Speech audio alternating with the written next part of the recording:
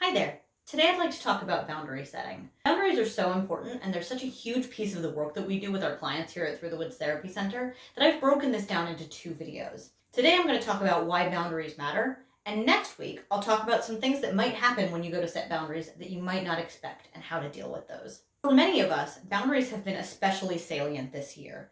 COVID has been a bit of a crash course for those of us who are being particularly cautious. People who have never really thought very much about boundaries before have found themselves faced with a dilemma this year. Some people have found they struggle to ask to get their needs met, and others may find that when they do ask to get their needs met, they're perceived as very aggressive. And so in order to address this, I want to go over Communication Styles 101.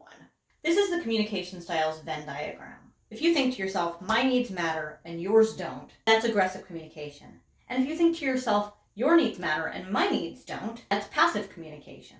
The sweet spot in the middle here, where you're considering your own needs and the needs of other people, is assertiveness. And assertiveness is the gold standard of communication. By the way, a lot of people see this and wonder where passive-aggressive behavior comes in. And passive-aggressive behavior is just aggressive behavior masquerading as passivity so that you have plausible deniability. For example, if you're standing in line at the grocery store and somebody gets in line behind you and stands uncomfortably close, especially in these times of COVID, you can respond in a variety of ways. You can respond passively by standing there, feeling uncomfortable, thinking all kinds of thoughts ranging from, I'm not comfortable right now, to this person's an inconsiderate jerk, and just not do anything because you're thinking that person's needs matter and my needs don't. Or you can respond aggressively by jumping back and screaming, what the hell are you doing, you idiot? Don't you know there's a pandemic? Or you can respond passive-aggressively by accidentally on purpose ramming your grocery cart into them a few times.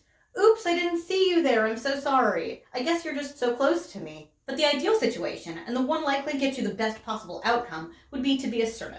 You could say, excuse me, I don't know if you noticed, but there are stickers on the floor saying that we're supposed to be 6 feet apart, and I would really feel a lot more comfortable if you could step back over there. Would you mind doing that for me? Thank you so much. In that situation, you're thinking about your own need to feel safe, thinking about the other person's need to not be verbally assaulted or have a grocery cart slammed into them, and so you're finding a way to get both of those needs met. And ultimately, that's assertiveness. And assertiveness is at the heart of healthy boundary setting. You may have heard people say that boundary setting is part of self-care. That's absolutely true, and I'm really thrilled that people are talking about self-care as something broader than pedicures and bubble baths. But boundary setting is not only good self-care, it's also good care for your relationships. I've been saying for years that assertiveness is an act of kindness, by which I mean assertiveness takes a lot of effort, it takes a lot of courage, it takes a lot of finesse. And so if you're asking somebody to have your needs met, what you're saying to them is, I value our relationship enough to set a boundary here and enough to be assertive. But Gabor Mate says that a bit more succinctly. What he says is that if you set boundaries, you may feel guilty. In fact, you're likely to feel guilty depending on how the other person reacts.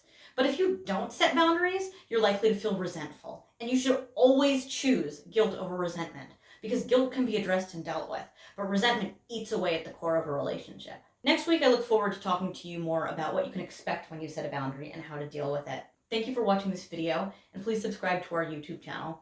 I look forward to seeing you again soon. Thank you.